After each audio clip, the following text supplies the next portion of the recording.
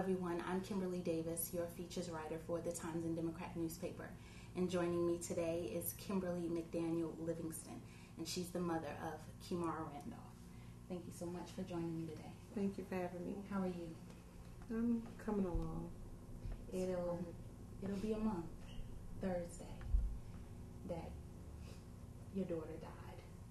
Yes. And a lot of people know about her story, but next month will be her, or would have been, her 18th birthday on April the 8th. A lot of people know the circumstances surrounding her death, but what do you want people to know about your daughter and her life? Kymmara was just a great person. There's nothing she wouldn't have done for anyone. She always explored different ways to learn a lot of information, and every other month she's changing her career because she just has so many interests. And she was just a lot of joy to our family, and it's just really hard not having her around. Right. And she was a vibrant young lady that Yes. had purpose.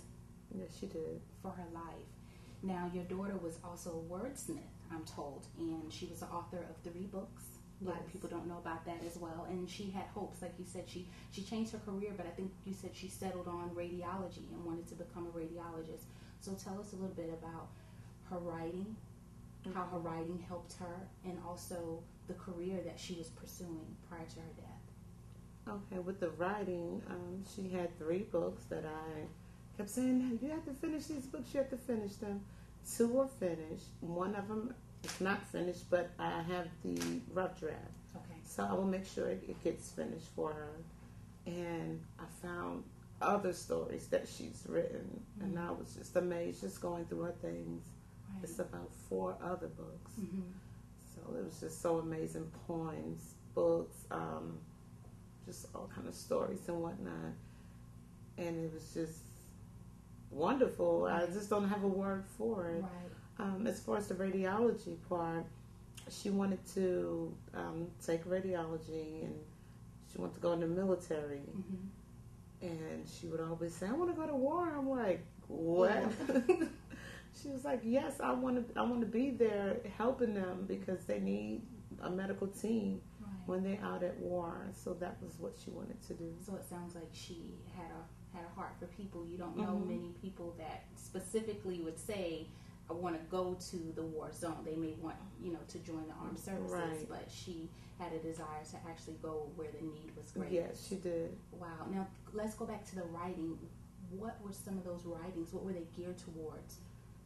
A lot of the books were geared towards, like, teenagers that grew up in an abusive home, or have been a person that was sexually abused. And it's all the stories would start off rocky, but the ending was always great. Wow, that's awesome. And that kind of leads into the next thing that I want to talk about, because some of her favorite scriptures were found in the book of Job. And the book of Job kind of starts out that way too. Yes. Job experienced a lot of tests and trials, and his life depicts extreme suffering, but it tells of God, and it tells of a God who can restore. And so how is your faith right now helping you through everything that's going on? It's still fresh. It's all that I have left. It's hard some days, but I have to dig down deep. And God said if you just had a mustard seed of faith, that He will help you. So if that's all I can scrape down and get, then I use that. And as the day goes along, it gets better. My mornings are pretty rough, waking up and facing the fact that she's gone. But as the day goes on, and with all the prayers and support, the community have been just great. My church, friends, family, someone that's always calling, they always checking. Every day, except for today, someone writes me a letter who I don't even know. Right. So the support and all of that is very helpful. Yeah.